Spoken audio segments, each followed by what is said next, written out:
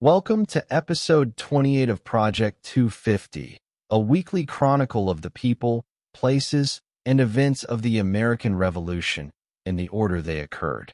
So, without further ado, here's what was happening 250 years ago this week, July 13th to 19th, 1775. Last week, the Continental Congress issued the Declaration of the Causes and Necessity of Taking Up Arms, outlining the reasons for rebellion against the Crown. The following day, July 7th, the Continental Congress met in Philadelphia as a committee of the whole to discuss the state of America. In a letter to Jonathan Shipley, Benjamin Franklin expressed doubt about sending another petition to the king. John Adams wrote to his wife Abigail and warned that liberty once lost is lost forever. On July 8th, a party of Continental Army volunteers attacked and burned a British outpost at Boston Neck. On July 9th, George Washington held his first council of war where a proposal to take possession of Dorchester Heights was unanimously rejected. On July 10th, at Cockspur Island, a group of South Carolina militia captured a British gunpowder ship carrying 16,000 pounds of powder along with bar lead, Indian trading arms, and shot. Adjutant General Horatio Gates issued an order excluding blacks from serving in the Continental Army. On July 11th, Congressman Simon Borum died of an unknown illness, and General Washington forbid the sale of spirituous liquors to soldiers and non-commissioned officers without written authorization. On July 12th, Congress established 3 separate commissions on Indian relations for the northern, middle, and southern colonies. Finally, a body of Rangers from Fort 96 captured Fort Charlotte in present-day McCormick County, South Carolina. In Philadelphia, relations with the native tribes continued to draw attention this week, beginning on July 13th when the Continental Congress issued a speech to the 6 Confederate nations: Mohawks, Oneidas, Tuscaroras, Onondagas, Cayugas, Senecas, from the 12 United Colonies, convened in council at Philadelphia. Written in the most respectful terms, addressing its audience as brothers, sachems, and warriors, and emphasizing a desire to maintain peaceful and friendly relations with all the tribes, the speech left no doubt as to Americans' attitude toward the Indians and what their role should be in the coming conflict, saying, "Brothers, listen. This is a family quarrel between us and Old England. You Indians are not concerned in it. We don't wish you to take up the hatchet against the king's troops. We desire you to remain at home, and not join on either side, but keep the hatchet buried deep. In the name and in behalf of all our people, we ask and desire you to love peace and maintain it, and to love and sympathize with us in our troubles, that the path may be kept open with all our people and yours, to pass and repass, without molestation." The Congress further ordered that similar talks be prepared for the other Indian nations, maintaining the tenor of the previous missives and modifying them as necessary to suit the different tribes in each department. Additionally, Congress appointed Indian commissioners for 2 of the 3 departments. Benjamin Franklin, Patrick Henry, and James Wilson were assigned to the Middle Department, while Philip Schuyler, Joseph Hawley, Turbot Francis, and Oliver Wolcott were appointed to the Northern Department. After some debate, the nomination of commissioners for the Southern Department was postponed until the following Tuesday, July 18th.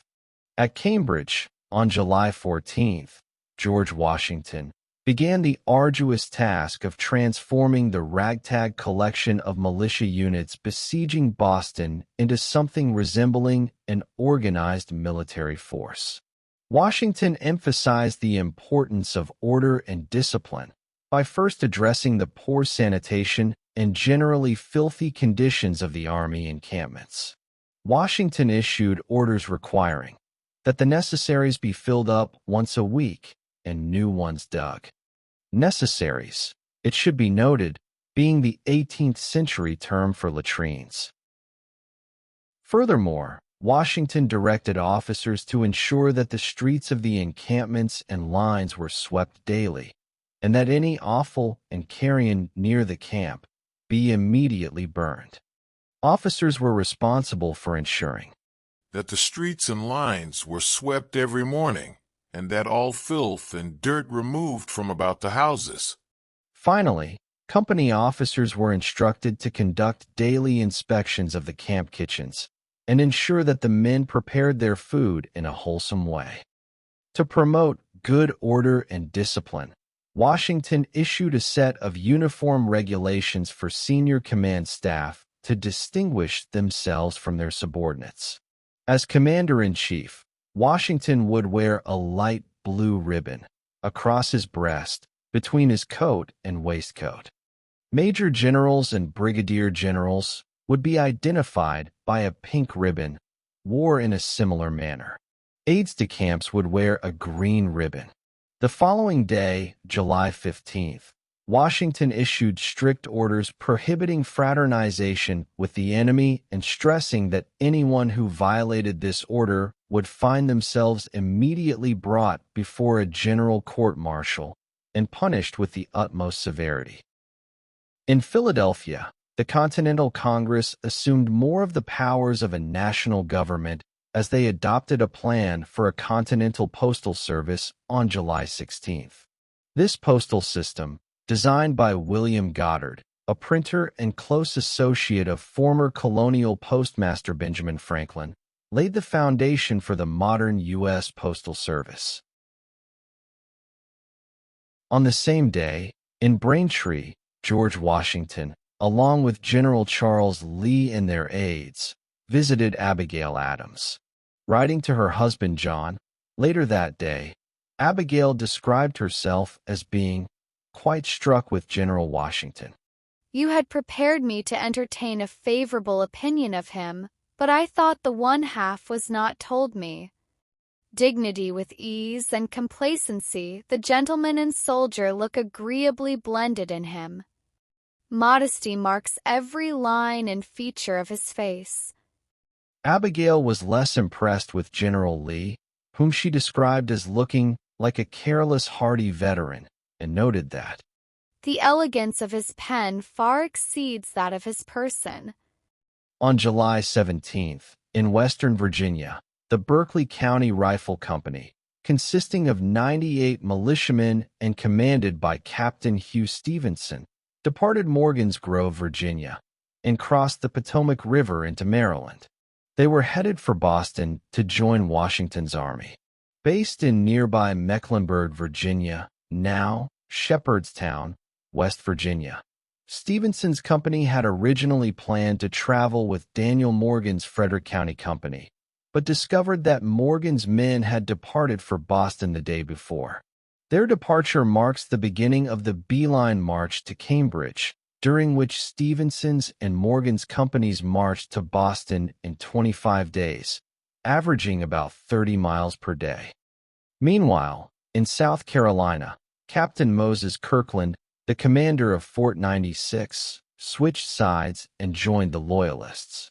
He invited a force of about 200 Loyalist militia to raid Fort 96. The Loyalists easily captured the fort, as Kirkland had ordered its garrison to abandon their post. During the raid, Captain James Mason was captured and thrown into the fort's jail. On July 18th, rifle companies under Michael Cresap and Thomas Price departed Fredericktown, Maryland, and headed for Boston to join Washington's army. Cresap and Price later linked up with the Maryland and Virginia Rifle Regiments. Also on July 18th, in North Carolina, several hundred militiamen, led by Cornelius Harnett and John Ashe, captured and burned Fort Johnston, located at the entrance to the Cape Fear River near Wilmington. Once in possession of the fort, they discovered, much to their dismay, that North Carolina's Royalist Governor Josiah Martin had fled 2 days earlier to the British sloop, Cruiser. Finally this week, Congress appointed Colonel Joseph Trumbull, of Connecticut as Commissary General on July 19th. And that's the way it was 250 years ago this week. If you enjoyed this video, please tell a friend. And if you like what you see on this channel, make sure to like, share, and subscribe. You can also check us out on Facebook and Twitter, or X, as well as on Substack. Thank you for watching.